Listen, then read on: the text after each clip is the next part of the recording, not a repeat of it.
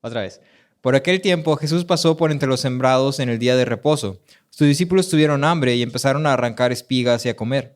Cuando los fariseos lo vieron, dijeron: mira, tus discípulos hacen lo que no es lícito hacer en el día de reposo. Pero él le contestó: ¿no han leído lo que hizo David cuando él y sus compañeros tuvieron hambre? ¿Cómo entró en la casa de Dios y comieron los panes consagrados que no les era lícito comer, ni a él ni a los que estaban con él, sino solo a los sacerdotes? ¿O no han leído en la ley que en los días de reposo los sacerdotes en el templo profanan el día de reposo y están sin culpa? Pues les digo que algo mayor que el templo está aquí. Brincamos al versículo 38, dice: entonces algunos de los escribas y fariseos dijeron a Jesús: Maestro, queremos ver una señal de parte tuya. Pero él respondió: una generación perversa y adúltera demanda señal, y ninguna señal se le dará, sino la señal de Jonás el profeta. Porque como estuvo Jonás en el vientre del monstruo marino 3 días y 3 noches, así estará el Hijo del Hombre 3 días y 3 noches en el corazón de la tierra. Los hombres de Nínive se levantarán con esta generación en el juicio y la condenarán, porque ellos se arrepintieron con la predicación de Jonás. Y miren, algo más grande que Jonás está aquí. La reina del sur se levantará con esta generación en el juicio y la condenará, porque ella vino desde los confines de la tierra para oír la sabiduría de Salomón. Y miren, algo más grande que Salomón está aquí. Acompáñame a orar. Padre, te damos gracias por tu palabra y te damos gracias porque podemos estar reunidos como iglesia. Te damos gracias porque eres bueno y muestras tu bondad, Señor, y porque nos das tu verdad. En esta hora te pedimos que ilumines nuestras mentes y prepares nuestros corazones, Señor, para escuchar y atender lo que tú nos llamas a hacer por medio de tu palabra, Señor. Que sea de consuelo, que nos exhorte, que nos amoneste, Señor, que nos confronte donde haga falta, Padre. Sobre todo que nos transforme, reconociendo que es solamente por el poder de tu Espíritu que somos transformados. Te lo pedimos en el nombre de Cristo Jesús. Amén. Pueden sentarse.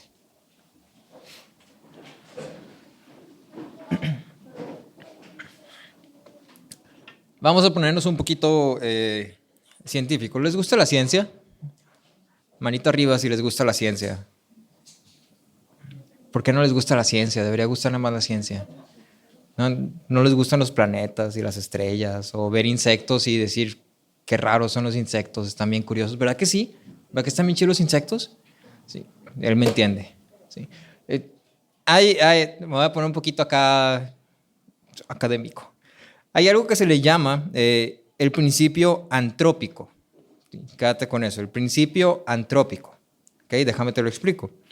En los últimos 20, 30 años, te estoy hablando, se ha presentado esta teoría científica que está ganando bastante terreno poco a poco.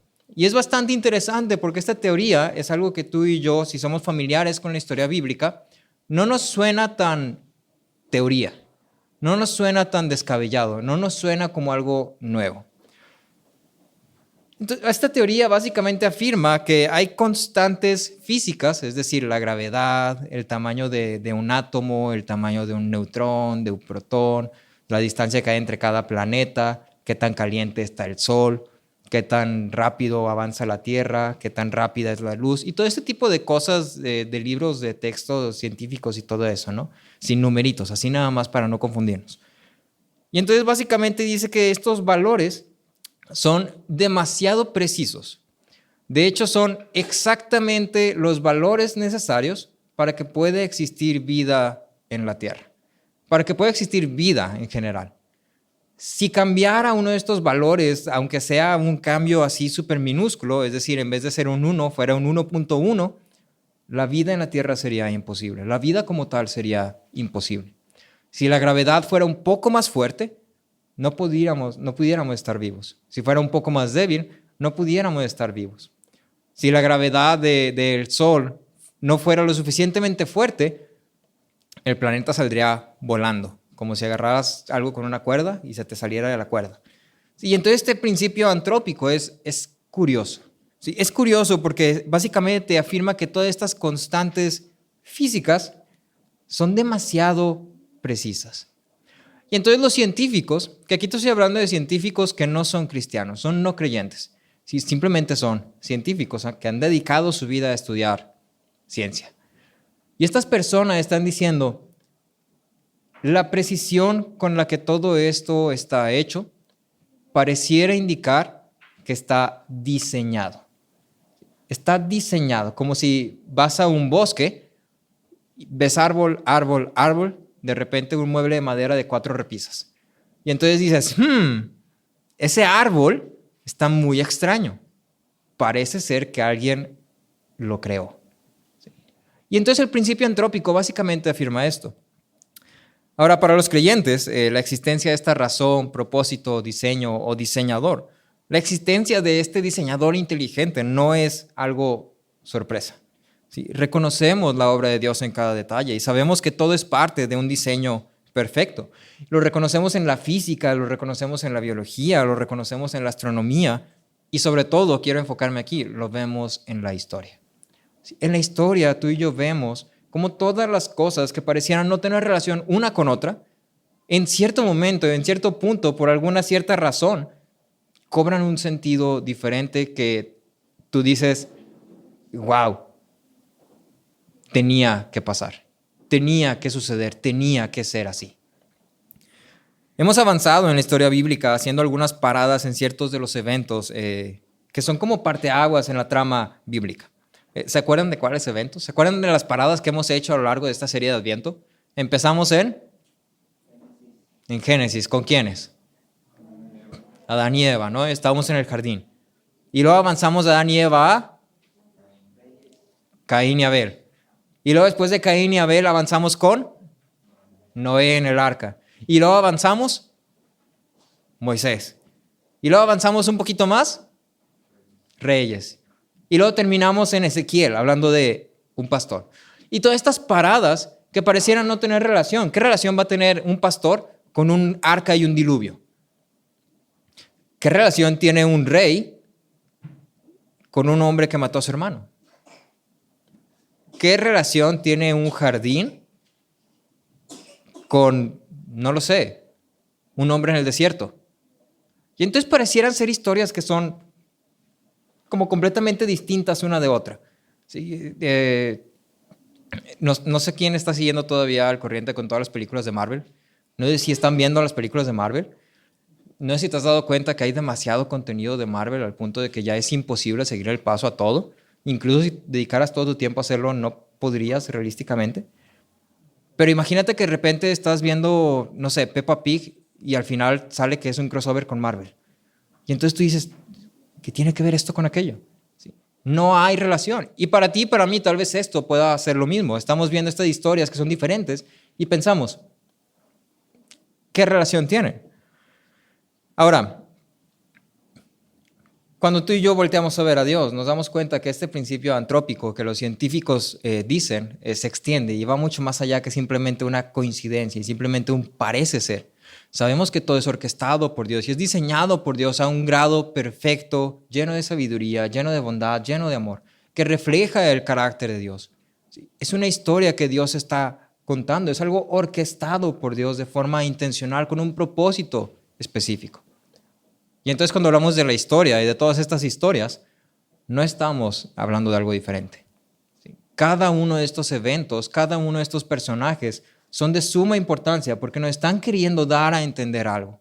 ¿Sí? Estamos esperando algo. Estamos esperando algo.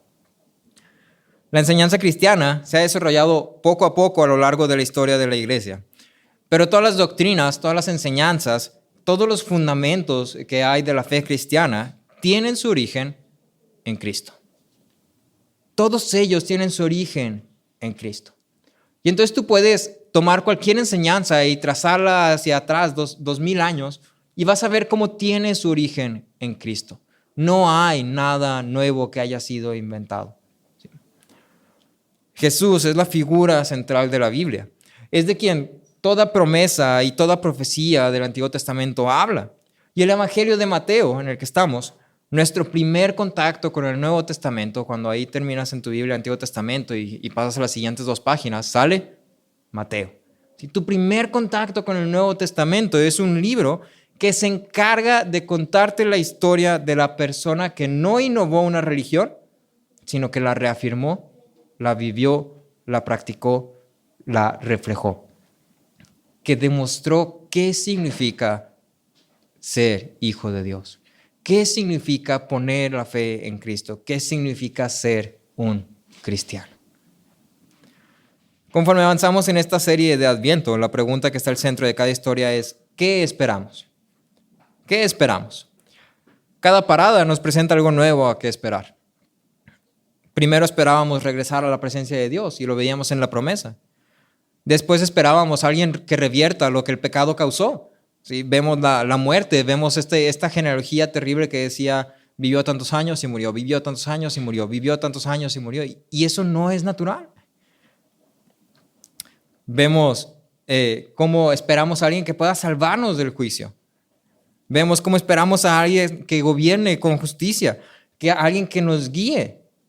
Continuamente estamos esperando, pero luego conectamos todas estas cosas y parece ser que estamos esperando demasiadas cosas. Estamos esperando demasiado. ¿Cómo se va a cumplir todo esto? ¿Cómo se va a entregar todo esto? En el Evangelio de Mateo, tú y yo encontramos la historia de Jesús. El Evangelio de Mateo habla de Jesús, se trata de él.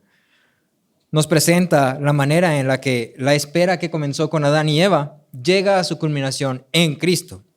Y cómo todas estas promesas que Dios ha hecho a lo largo del tiempo no solo cobran sentido, sino que se cumplen en Cristo. En Mateo, tú y yo no estamos viendo una historia nueva. No estamos viendo información nueva, no estamos viendo contenido nuevo en ese sentido. Mateo no está innovando la religión. Simplemente está tomando lo que ya había y te está explicando cómo es que todo eso que la gente esperaba antes se cumple. Mateo toma todas las piezas que hay del Antiguo Testamento, las pone sobre la mesa y las arma como si fuera un rompecabezas para que todo quede perfecto hasta que falte solamente una pieza que conecta todas, la pieza central, y esta es Jesús. En última instancia, todo apunta a Cristo. Sí, en última instancia, todo apunta a Cristo. Mark Dever decía, Jesús no era un innovador, era la respuesta. No es un inventor, es el cumplimiento. Y eso es lo que tú y yo queremos hablar hoy. Eso es lo que tú y yo nos queremos enfocar hoy. Hemos visto estas personas esperando y hemos visto cómo se han hecho estas promesas y hemos visto que hay algo ahí que tenemos que esperar. ¿Cómo esperamos? ¿Qué estamos esperando específicamente? A lo largo de todo Mateo vemos repetidas referencias que Jesús trae del Antiguo Testamento y las conecta con su propia persona. Y aunque pudiéramos elegir entre muchas cosas, si has leído el Evangelio de Mateo, te vas a dar cuenta de que hay un sinfín de referencias al Antiguo Testamento, y esto es intencional. A forma de conectar lo que hemos estado viendo a lo largo de ya varias semanas, quiero enfocarme en cuatro. Quiero enfocarme en cuatro cosas en las cuales Jesús conecta con su ministerio en la tierra y que se conectan directamente con lo que tú y yo hemos estado viendo en esta serie de Adviento. Y entonces en este pasaje que tomamos como base, Mateo 12, Jesús se presenta a sí mismo y se compara con tres cosas. ¿Recuerdas el texto que acabamos de leer al principio, Mateo 12? ¿Lo tienes ahí a la mano? Sí, Jesús se compara a sí mismo con tres cosas. Primero empieza a hablar del templo y luego dice, algo más grande que esto. Y luego empieza a hablar de Jonás y dice, algo más grande que esto. Y luego empieza a hablar de Salomón y dice, algo más grande que esto. ¿Qué crees que está queriendo decir Jesús? Lo que es destacable de esta expresión es que cuando Jesús dice algo más grande, claramente se está refiriendo a él mismo. Cada vez que él menciona a Jonás, a Salomón o el templo y dice algo más grande, se está refiriendo a él mismo. De hecho, en el griego original, esta palabra que se está traduciendo como algo, en realidad no tiene como tal un objeto. Bien se pudiera traducir algo o alguien. Alguien más grande que esto. Y entonces Jesús está diciendo, sí, el templo, pero alguien más grande que el templo está aquí. Sí, Jonás, pero alguien más grande que Jonás está aquí. Sí, Salomón, pero alguien más grande que Salomón está aquí. Y ahora si conectas un poquito con lo que hemos visto, ¿recuerdas que el jardín donde empezamos la historia de la humanidad, el huerto del Edén, era un templo? ¿Recuerdas esta parte donde decía que había una puerta puesta justo donde estaban las puertas del templo? Y entonces Jesús dice, alguien más grande que el templo está aquí. Y luego avanzamos un poquito y recuerdas que Moisés era llamado el más grande de todos los profetas, ¿sí? El mejor de todos los profetas. Y aún así veíamos que era insuficiente. Y aquí está Jesús diciendo, alguien más grande que un profeta. Y tenemos a Salomón, ¿sí? El rey Salomón. Y está diciendo, alguien más grande que este. Y entonces tenemos a un Jesús que cumple con un ministerio de templo, profeta y rey. El templo donde habita la presencia de Dios, el profeta que revela quién es Dios, el rey que gobierna con justicia. Ahora, en este capítulo 12 no se presenta específicamente esto, pero quiero hacer mención. En Mateo 9:36, Jesús dice esto. Mateo dice esto. Viendo las multitudes, tuvo compasión de ellas, porque estaban angustiadas y abatidas como ovejas que no tienen pastor. Y entonces, si te das cuenta, Mateo está haciendo algo bastante interesante. Todo lo que tú y yo hemos hablado en esta serie de Adviento desde antes, Mateo está como que aterrizándolo. Como si fuera un montón de palitos que estuvieran en el piso y Mateo los agarra uno por uno y luego les pone una liga alrededor. Y dice, es que todo esto está junto. Todo esto tiene una conexión, todo esto tiene relación. Y esa liga, digamos que es Cristo. Eso es Cristo. La historia de la Biblia no es otra cosa que la historia de Jesús y cómo Él es el cumplimiento de todo lo que se ha esperado durante miles de años. Lo que se esperaba se completa en Él. Jesús es el templo definitivo donde tú y yo podemos encontrar la presencia de Dios.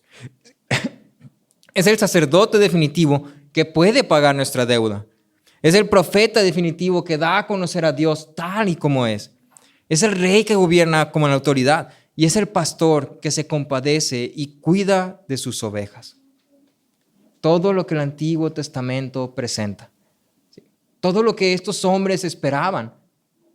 En Jesús la espera termina. En Jesús la espera termina. Si alguna vez has pensado que el Antiguo Testamento es muy contrastante al Nuevo Testamento, puede que tengas razón. Sí, pero es porque todo el Antiguo Testamento está queriendo apuntar a algo específico. ¿A qué crees que te está queriendo apuntar el Antiguo Testamento? A Cristo. A Cristo. Y entonces por eso que a lo mejor el Antiguo Testamento es extraño. Pero todo lo que ocurre, todo lo que cuenta, todo lo que pasa te está diciendo, Dios cumplirá su promesa. Dios ha hecho promesas y Dios va a cumplir su promesa. Y cuando llegas al Nuevo Testamento, tú ves estas promesas cumplidas en Cristo. Sin el Antiguo Testamento, el Nuevo Testamento no tiene sentido. Y sin el Nuevo Testamento, el Antiguo Testamento son como piezas regadas por ahí. Cristo es esta pieza central que conecta toda la Biblia, porque toda la Biblia se trata de Él. En Mateo 16, versículos 15 y 16, tenemos esta afirmación, que es básicamente el punto clave de todo lo que tú y yo hemos estado esperando. ¿Cómo puede Jesús ser todo esto que esperamos? ¿Qué clase de persona puede ser el que nos salve del juicio? ¿Qué clase de persona puede ser rey, puede ser pastor, puede ser templo, puede ser sacerdote? ¿Qué tipo de persona se necesita? Y entonces en Mateo 16, 15 y 16, Jesús pregunta, ¿ustedes quién dicen que soy yo? Simón Pedro responde, tú eres el Cristo, el Hijo del Dios viviente. Y ahí está la pieza central que hace que todo tenga cohesión. Ahora hay una pregunta en medio de todo esto, naturalmente, ¿no? ¿Qué tiene que ver esto conmigo? ¿No esperarías un paquete que tú no pediste o sí? A todos nos gusta pedir cosas de Amazon aunque no tengamos dinero. Qué bueno que existe el crédito. Sí, es como dinero imaginario, está bien chido, hasta que ya tienes que pagarlo, ahí ya deja de estar chido. Pero mientras no tienes que pagarlo, tú puedes pedir y pedir y pedir y esperas a que te llegue y estás ahí viendo así como que llega mañana. Llegada el 29 de diciembre y entonces ahí estás esperando que llegue. Y luego te llega el mensaje de que tu paquete está en proceso de envío. Estimada la llega antes de las 8 y entonces ahí estás. ¿Esperarías por un paquete con emoción si tú no pediste nada? ¿Qué pasa si llega un paquete y tiene un nombre que no es tuyo? ¿Te emocionarías? Bueno, entonces aquí hay un punto, ¿no? Para estar esperando algo, pues tiene que ser algo que tú y yo queremos, necesitamos, pedimos. De lo contrario, es como que pues, no estoy esperando realmente. Simplemente estoy existiendo. Y ahora, entonces, el punto es este. ¿Por qué es relevante esta espera del Antiguo Testamento y el cumplimiento de Jesús conmigo? Yo nunca pedí un paquete que se llama Cristo, el Hijo del Dios viviente. No tengo una fecha de entrega. Yo no puse los datos de mi tarjeta. Yo no sé de quién es este paquete.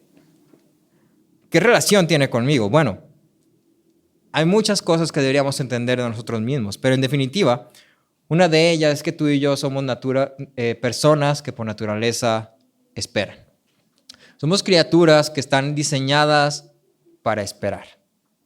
Paul David Tripp decía, somos hechos a imagen de Dios. Estamos programados para esperar. No es inusual que aquello en lo que pusimos voluntariamente nuestra esperanza nos decepcione. De hecho, llegamos al punto en el que tenemos miedo de esperar más, porque estamos seguros de que estaremos decepcionados una vez más. Pero no podemos dejar de esperar, porque Dios creó nuestras vidas para ser impulsados y dirigidas por la esperanza.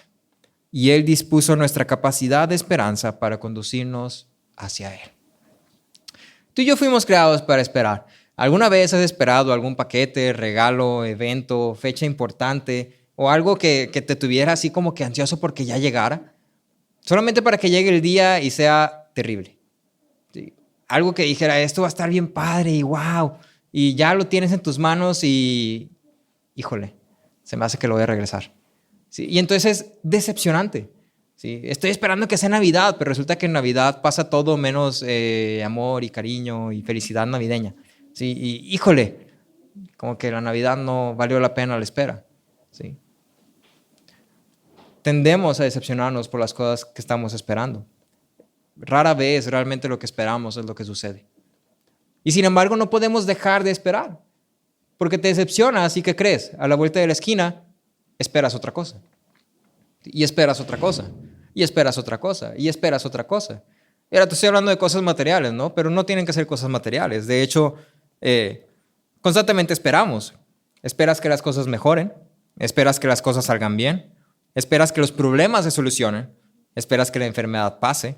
Esperas que el sufrimiento termine pronto. Esperas que tus hijos reaccionen. Ya, por favor, ya me tienen hasta aquí. ¿Sí? Esperas que reaccionen. Esperas que tus papás escuchen. ¿Sí? Esperas que tus familiares como que les caiga el 20. ¿Sí? Esperas que los problemas económicos se resuelvan de alguna forma. Esperas que tu relación con fulanito o con fulanita mejore o se resuelva o los problemas no estén ahí. Continuamente estás esperando. ¿Sí? Continuamente estamos esperando.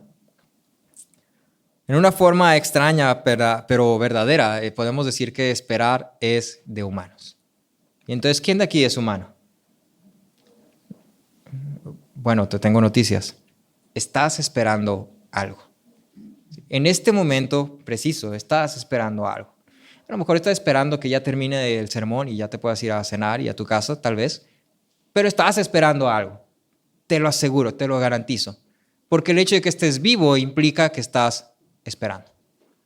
La única forma de que dejes de esperar es muerto.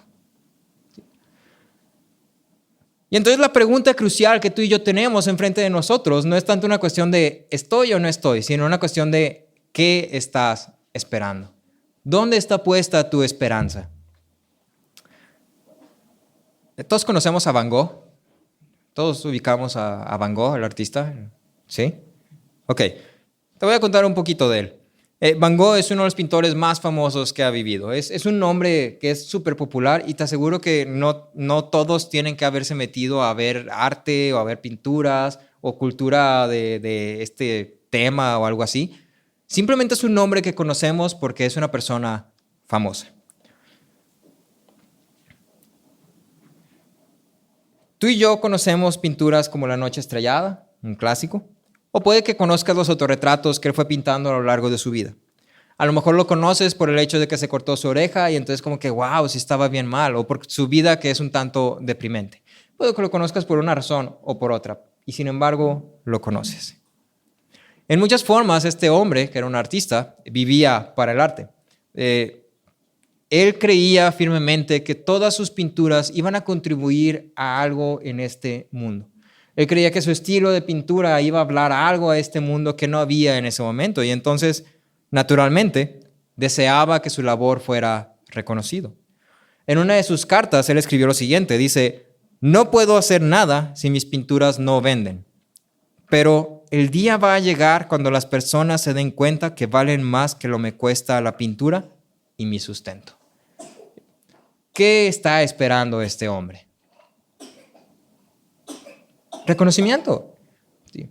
Reconocimiento. Está esperando que la gente reconozca lo que vale su arte. Está esperando que la gente conecte con lo que él está creando. Ahora, tristemente, en su tiempo nunca tuvo éxito en el mercado.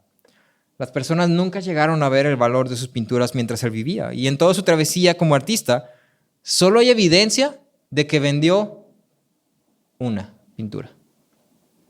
Durante toda su vida, durante toda su travesía como artista, solo vendió una pintura. Estoy hablando de un hombre que creó más de 2,000 pinturas a lo largo de su carrera y solamente vendió una. Y ahora, para agregarle un poquito de sal a la herida, resulta ser que la que compró esta pintura era una familiar suya. Y entonces este hombre estaba esperando algo. Y esto que esperaba, como lo decía Paul David Tripp, decepcionó. ¿Decepcionó? Nunca lo llegó a ver. Sí, ahora ya está muerto, ya todos lo celebramos, ¿no? Digo que, wow, Van Gogh, qué bonitas pinturas, ¿no? Sí, me encanta La noche estrellada. Sí, y ahí estamos. Pero en vida él estuvo esperando algo que nunca llegó, algo que solo trajo decepción. Mi punto con esto es lo siguiente. Quiero dejar en claro el hecho de que todos estamos esperando. Tú estás esperando. Sí, yo estoy esperando. Pero, tal cual lo decía, no es inusual que aquello en lo que esperamos nos decepcione. Segundo, quiero que te des cuenta que tú también estás esperando. Tú también estás esperando. Y entonces hay una pregunta obvia. Si no quiero ser decepcionado y voy a esperar porque ser humano significa esperar, ¿qué debería esperar? ¿Hay algo que valga la pena esperar? La razón por la que ponemos nuestra esperanza en cosas incorrectas es porque no vemos las cosas de forma completa. Solo vemos una pequeña parte de la historia. Vemos nuestra vida, vemos lo que sigue, vemos nuestra situación, vemos las dificultades. Vemos una pequeña parte y no nos damos cuenta de todo el panorama. Y bueno, tengo buenas y malas noticias para ti. Las malas noticias es que el problema es mucho más grande que solo la situación que estás viviendo. Si creías que tu situación económica es terrible, bueno, déjame te digo, hay algo más terrible que eso. Sí, estás en problemas. Si creías que tu situación con tus amistades es terrible, bueno, malas noticias, hay algo más terrible que eso y tú estás en medio de ello. Si creías que la situación con tu familia es terrible, bueno, híjole, no me gusta traer malas noticias, pero hay algo más terrible que eso.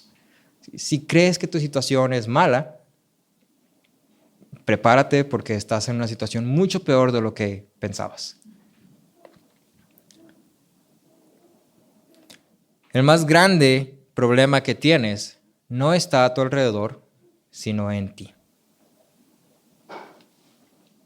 En Mateo 9, versículos 12 y 13, Jesús dijo: los que están sanos no tienen necesidad de un médico, sino los que están enfermos.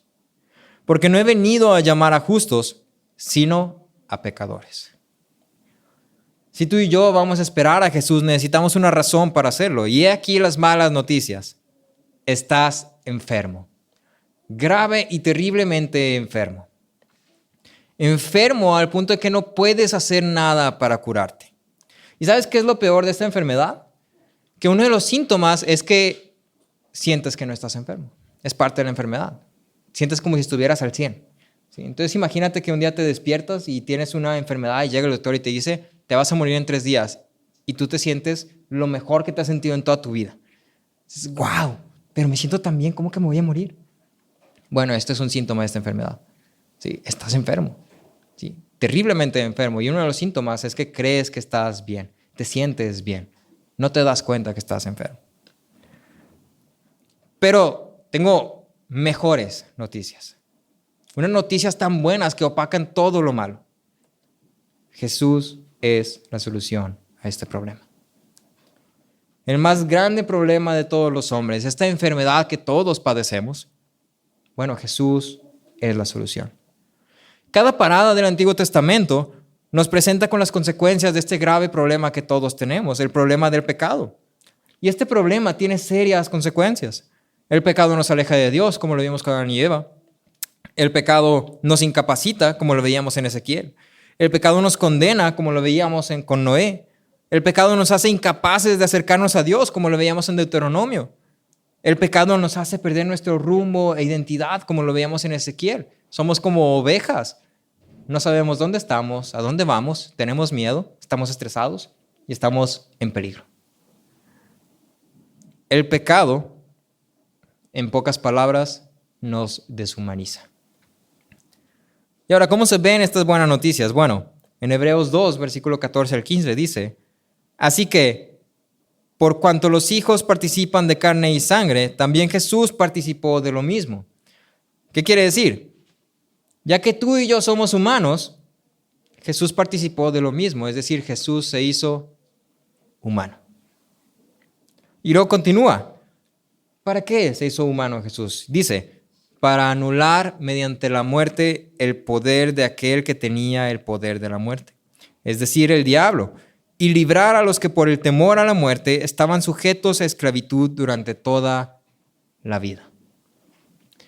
Cristo se hizo hombre para librarnos a ti y a mí del problema más grande que tenemos, de esta enfermedad tan grande que nos esclaviza, para librarnos del pecado.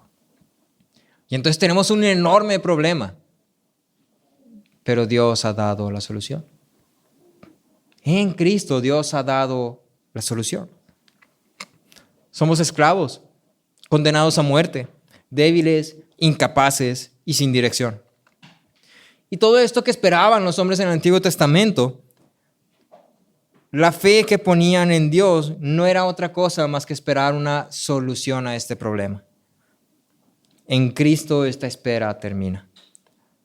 Ahora nosotros esperamos que Cristo regrese para que todo aquello que ya ha sido declarado y garantizado se convierta en un hecho.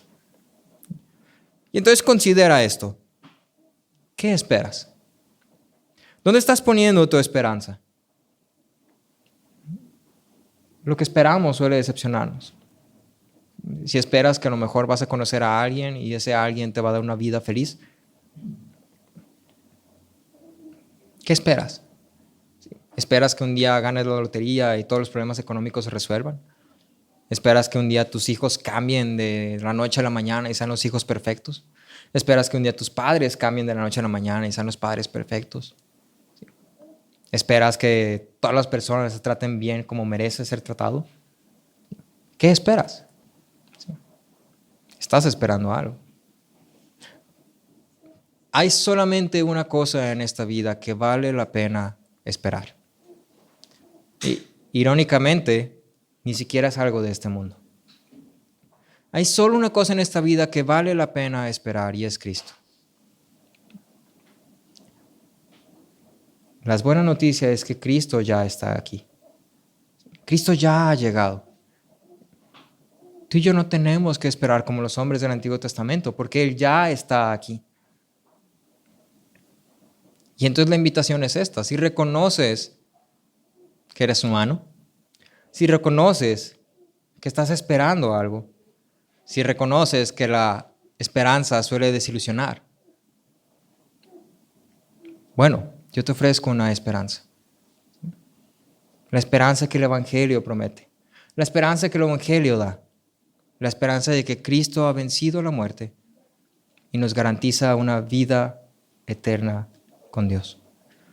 Una vida sin sufrimiento, una vida sin pecado, una vida de alegría, de gozo, una vida sin dolor, una vida sin noche,